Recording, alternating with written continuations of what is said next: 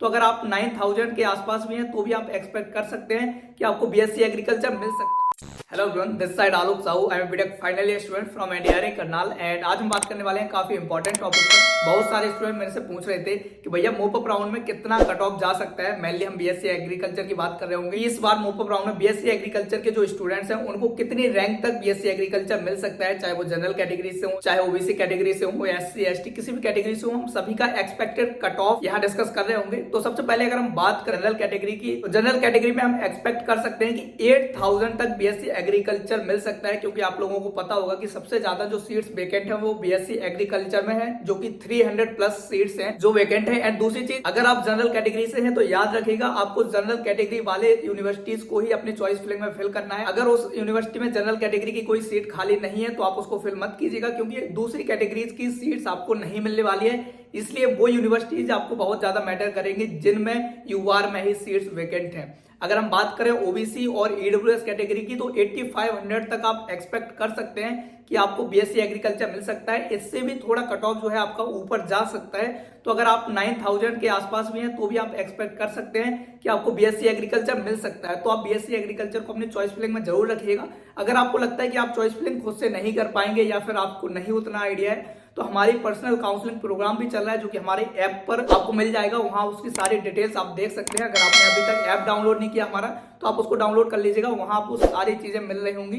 दूसरी चीज, अगर आप टेलीग्राम ग्रुप पर नहीं है तो वहां भी आप जा सकते हैं। वहां आपको जो वैकेंट सीट में 2023 में आईसीआर वालों ने रिलीज किया है वो भी आपको वहां देखने को मिल जाएगा। अगर आपको टेलीग्राम पर नहीं जाना तो ऐप पर भी वो चीजें आपको मिल रही होंगी। तो ओबीसी और ईडब्ल्यूएस वाले 8500 से 9000 के आसपास ये ऑल इंडिया रैंक अगर आपकी है तो आप एक्सपेक्ट कर सकते हैं कि आपको बीएससी एग्रीकल्चर मिल जाएगा। अगर आपको बीएससी एग्रीकल्चर नहीं मिल पाता बाय चांस, तो हॉर्टिकल्चर तो आपका कंफर्म है, तो उसमें आपको कोई गुंजाइश नहीं छोड़नी। बीएससी एग्रीकल्चर के साथ साथ आप हॉर्टिकल्चर भी रखिएगा, सेरिकल्चर, फॉरेस्ट्री, जो भी कोर्सेस है कोई भी कोर्सेस ना छोड़ें तो ही आपके लिए बेहतर होगा। बाकी आपका डिसीजन है कि आपको कौन सा कोर्स करना है, कौन सा कोर्स नहीं करना है। अगर हम बात करें एससी कैटेगरी की, तो एससी और एसटी कैटेगरी में आप एक्सपेक्ट कर सकते हैं 15,000 तक भी कट ऑफ चला जाता है बीएससी एग्रीकल्चर का। तो 14,000 15,000 भी अगर आपकी रैंक है तो भी आप मोपअप राउंड में पार्टिसिपेट कर सकते हैं। कहीं ना कहीं आपको सीट मिल सकती है। अगर आपको एग्रीकल्चर नहीं मिला तो हॉर्टिकल्चर तो मिल ही जाएगा। इसलिए अपनी चॉइस फिलिंग बहुत ढंग से बनाइएगा। ये आपका पहला और आखिरी मौका है। अगर आपको लगता है कि आप खुद से चॉइस फिलिंग नहीं कर पाएंगे